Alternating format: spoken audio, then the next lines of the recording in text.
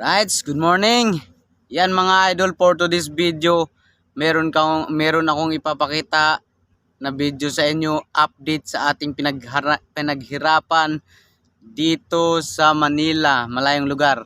Malayong lugar kasi nasa parang ano lang dito mga idol, dito sa likod ko parang nasa probinsya lang siya dahil nakita nyo naman may maraming mga damo, mga baging. Pero sa totoo mga idol, andito ako sa Manila. Dito lang ako nag-video sa aking garden. Ayan, yung mga tanim-tanim ko dyan. So, andun lang din yung planta. Hindi masyado makita kasi maulap. So, yan mga idol, mag-update tayo sa ating pinapagawang bahay doon sa probinsya, sa Mindanao. Dahil may video na sinisend dito sa akin yung aking anak. So, dito mga idol, ipapakita ko yung mga videos na naumpisahan na yung pinapangarap kong bahay. So, nung una nagbibideo ako nung sinusukat pa yung lupa. Yan, pinapakita ko. Maliit lang naman to mga idol, pero maliit lang yung lupa ko na binili, 200 square meter, pero para sa akin is ano na to. Ito yung pinaghirapan ko para magawa ko yung bahay na gusto ko para sa pamilya ko. So, mga idol, nag-uumpisa na tayo. Ayan, sa paghihirap, medyo matagal-tagal na rin tayong lumayo sa ating pamilya. So, para sa mga nagtatrabaho sa malayong lugar, nagsusumikap para makuha niyo yung pangarap nyo, kung ano man yung pangarap sa buhay, plano. Yan. Sana lahat sa taon na to, umpisahan nyo yung buuin ninyo mga pangarap. So ako mga idol is inumpisahan ko na kasi sayang yung pera baka magastos. So ito na yung video mga idol, ipapakita ko.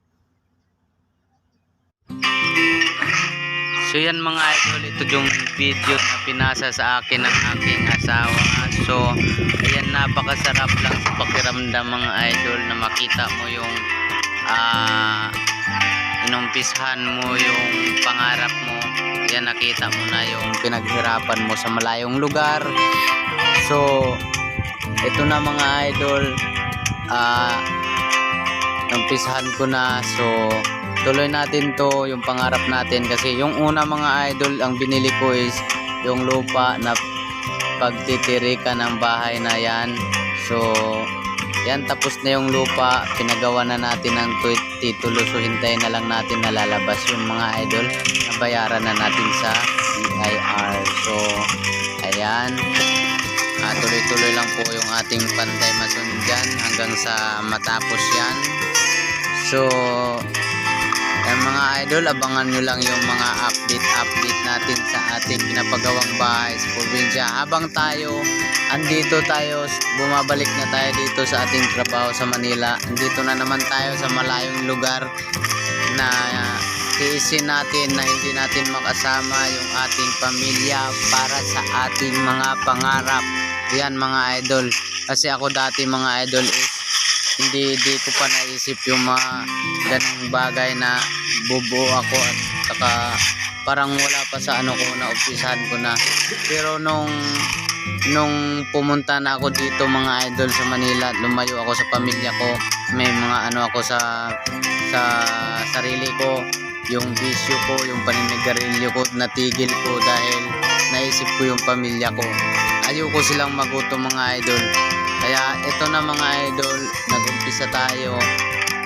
Ayan, sana tuloy-tuloy at saka matapos kagad mga idol, dahil andito naman tayo, sinusuportahan natin yung mga gumagawa dyan, saka nagtatrabaho tayo para meron din tayong pampasahod sa kanila. So yan mga idol, ito yung update. So abangan nyo na lang yung sa susunod pang mga videos na ibibigay sa akin. Ayan. Yan, sana suportahan nyo ako palagi sa aking mga videos sa aking YouTube channel, Marlos TV Official. Yan mga idol, God bless sa inyong lahat. Yan, thank you. Yan.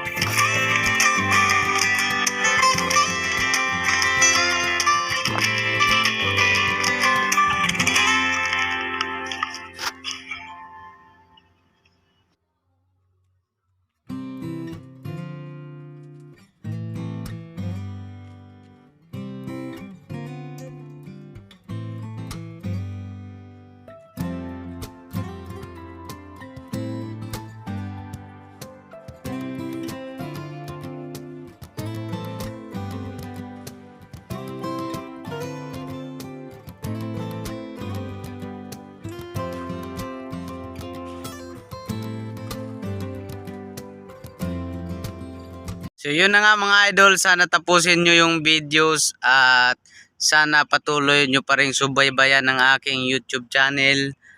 Ayan, Marlos TV Official mga idol. Ayan, nag-uumpisa tayo ng YouTube dahil ano, yung mga videos natin, yung mga memories natin sa buhay, gusto natin na hindi siya mawawala, nasa YouTube lang siya. Tapos